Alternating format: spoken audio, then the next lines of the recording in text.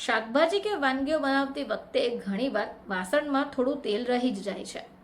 હવે આ તેલને આપણે છેવટે ફેંકી દઈએ છીએ.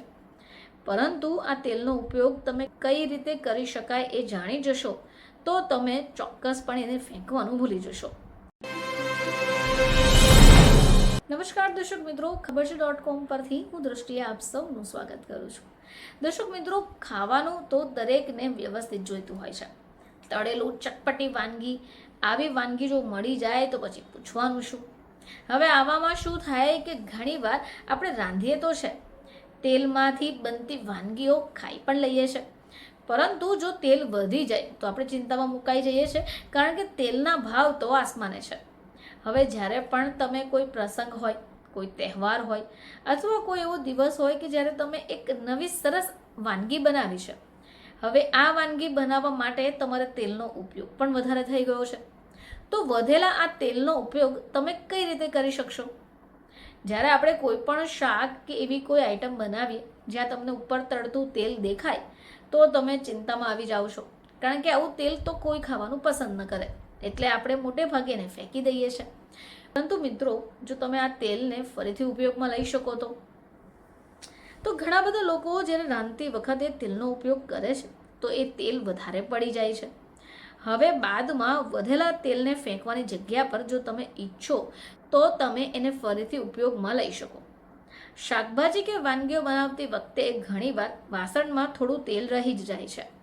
હવે આ તેલને આપણે છેવટે ફેંકી દઈએ છીએ.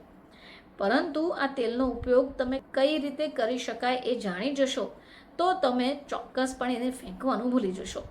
આજે અમે તમને કેટલીક ટિપ્સ જણાવી રહ્યા છે. હવે તમારા ઘરમાં તમે છોડ તો ઉગાડ્યા જ હશે. તમારા ઘરમાં રહેલા છોડ જંતુઓને કારણે જો બગડી જતા હોય તો તમે છોડની નજીક આ તેલને રાખી શકો. ઝાડ અને છોડની નજીક આવતા જંતુઓ તેલમાં પડીને મરી જશે અને તમારા બગીચામાંના વૃક્ષો અને છોડ સુરક્ષિત રહેશે. હવે જ્યારે પણ તમે કોઈ વાનગી બનાવો અથવા રાંધતી વખતે વધેલું તેલ ફેંકવાને બદલે એનો ઉપયોગ તમે ફરીથી અન્ય વાનગીમાં વઘાર માટે કરી શકો છો. હવે આ સિવાય ફર્નિચર, તમારા ઘરમાં લાકડાના ફર્નિચર તો હશે જ. આ ફર્નિચરને લાંબા સમય સુધી સુરક્ષિત રાખવા માટે આ વધેલા તેલનો ઉપયોગ કરી શકાય છે. તો એના માટે તમારે શું કરવાનું કે એક બ્રશ લઈને એની મદદથી ફર્નિચર પર આ જે તેલ વધી ગયું છે એને લગાવી દેવાનું છે. થોડો સમય માટે એને છોડી દેવાનું છે. તમે જોશો કે ફર્નિચર લાંબા સમય સુધી નથી બગડતું. હવે આ સિવાય લોખંડના વાસણો, દરવાજા હોય, નળ હોય અથવા અન્ય લોખંડની જો વસ્તુઓ હોય તો એને સાફ કરવા માટે તમે આ વધેલા તેલનો ઉપયોગ કરી શકો છો. તો દર્શક મિત્રો, જો હવે પછી તમે પણ જ્યારે રસોઈ બનાવો અને આવી રીતે તેલ વધી જાય તો એને ફેંકવાના બદલે એનો આ રીતનો ઉપયોગ કરી લેજો. ફરીથી તમારી સમક્ષ હાજર થઈશું. ત્યાં સુધી જોતા રહેજો ખબર છે .com.